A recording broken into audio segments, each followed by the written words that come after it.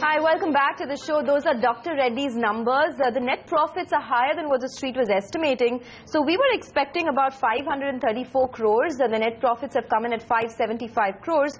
But this is still less than what they did same time last year. So the profits have dropped about 7% year on year. But there was an expectation that the profit would drop almost about 14%. So prima facie, the bottom line number has beaten street estimates. The revenues too have come in higher, and perhaps there's an operational beat as well. 3843 crores on the revenues. Compares to a 3,600 crore number that the street was estimating, and this compares to 3,530 crores same time last year. So it's a growth of 8% that we're seeing on the top line, and on the bottom line as well, the degrowth is not as bad as what the street was looking out for, and that's the reason the stock is holding up with a gain of almost about 3% right now.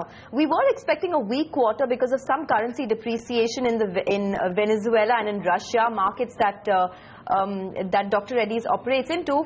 If we can go across, that's the operating profit, by the way, 722 crores. That is lower than analyst estimates. But I think Ekta's ready. Ekta, prima facie, the top line and the bottom line have beaten estimates. But now we're getting more numbers on the operational performance, and that looks like it's a tad soft.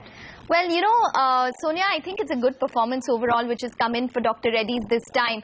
722 crores will work out to be margins of around 19% for Dr. Reddy's, which compares to around 24% for the quarter. And to put it into perspective, the range was anywhere between 19 to 23%. So it's good that the numbers have come in, or the margins have been maintained in the range that was estimated. So that's a positive which has come through.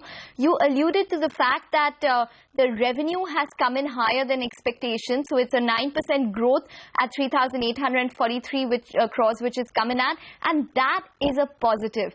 The reason being that the street was very conservative in terms of its estimates. It was working with anywhere between 3,700 crores on the upside to around 3,500 crores on the downside. So the street was being conservative in terms of what uncertainty lay in terms of the US business this time round, how Russia would perform because of the currency depreciation, and it seems as though it's bucked the trend in all of these concerns, all of the uncertainties, and it's managed to beat what the street was expecting. So overall, I think it's a good quarter for Dr. Reddy's in terms of the resilience that they've shown. Maybe the stock is coming off the day's high because of the internals, such as the consolidated finance outflow, which has risen, I think, to around 101 crores this quarter. So maybe that's possibly a reason for concern, and the consolidated research and development expense is higher at 431.6 crores, and it has been, and they have been upping their R&D costs throughout. So maybe that's another reason why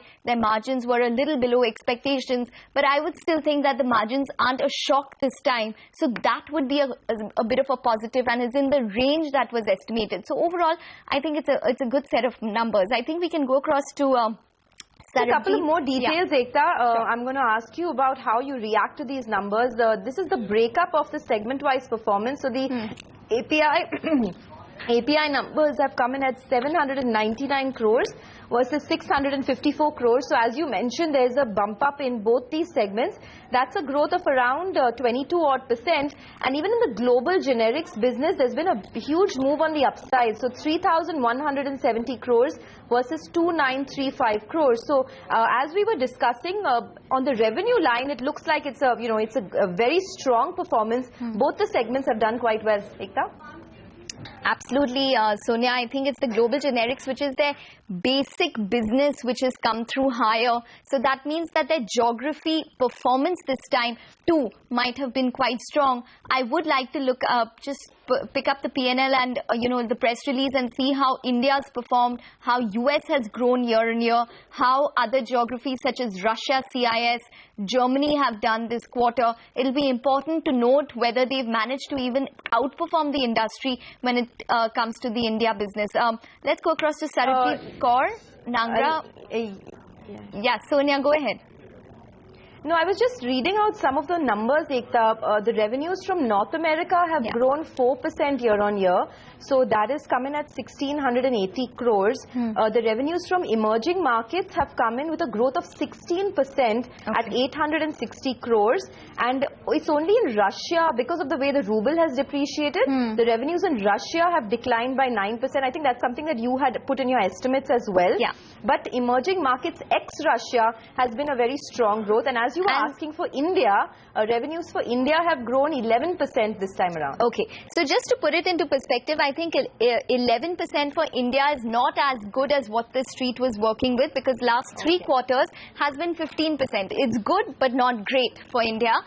Besides that, the Russia markets is actually a positive, because if you looked at the Ranbaxy numbers for Russia, it was down 20% Russia and CIS. So Dr. Reddy's has only declined 9% with 15% exposure to that region, indicating that they've managed to manage their Russia operations quite well. To get more details on this, let's go across to Sarabjit Kaur of Angel Broking, and we have Vivek of SBI Cap joining in as well.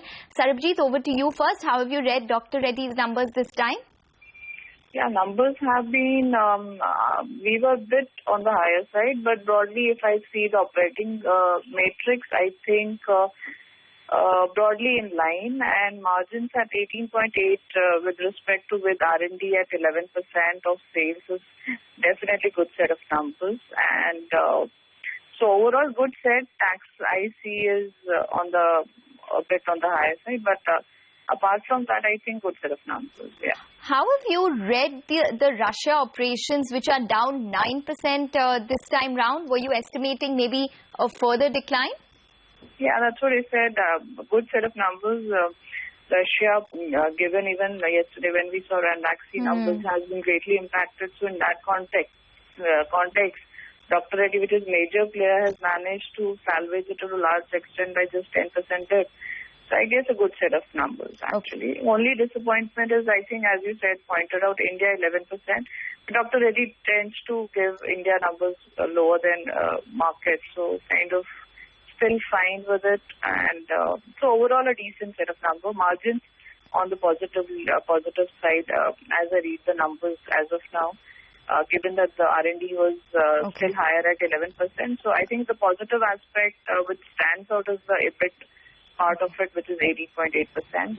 Rest of the things are more or less positive, and Russia definitely at 10 is a good salvage, actually. Okay. A couple of key points which I wanted to highlight for Dr. Reddy's, which is important, which is their pharmaceutical services and active ingredients business, which has been quite sluggish, has actually grown 21% for the quarter. So that's a big thumbs up for them. It's coming at 610 crores for the PSCI business. And besides that, emerging markets, like Sonia pointed out, ex-Russia, was a growth of 51% year on year. And that was primarily driven by the Venezuela markets. That is one market which has outperformed for Dr. Reddy's and other markets as well. So despite the currency devaluation and concerns coming in there, it was the top line growth which has actually fueled the Venezuela markets and hence fueled the ex-Russia emerging market segment. We have Vivek Kumar of SBI Cap Securities joining in as well. Vivek, your reading on Dr. Reddy's?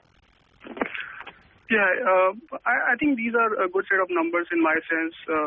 They are almost 8 to 10% above our estimate, right, at the EBITDA level as well as the revenue and the PAT level. The larger part of the positive surprise has been on the North America business, which is almost, have QOQ was up about 15%, which is an important, I think, rather than compared with some of the street expectation which has been. And remember that YOY we may not be able to write comparisons because last year there has been a Dacogen and Vidaza opportunity which has substantially contributed. So YOY also they managed to grow 4%. If you look at the India business, I would not say there has been a very wide disappointment out there, but at 11 to 12% growth is still decent. People have, in my sense, we have been building about 12 to 15% kind of a growth aspects. So in my sense, I think the overall numbers appears to be good. In fact, the gross margins, which is very important for us to see, the global generics gross margin has been quite stable at 66% QOQ, which marks that at least some of the products in the US markets have really done in terms of the market share, right from the Well site and Rapimune, which is one of the opportunities for them. But the negative obviously has been the PACI segment for me because the gross margins out there has been quite suppressed, about 18%. This is contrary to the management guidance of strong improvement in the second half.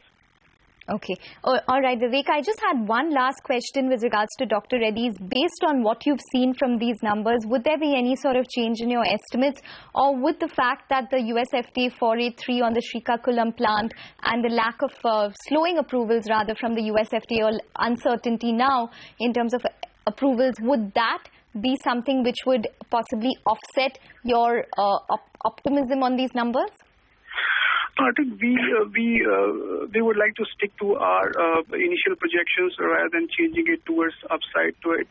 So I think the Srikakulam 483 is still some time away for the FDA to react on it. The company would have definitely worked out in terms of corrective actions that needs to be taken up.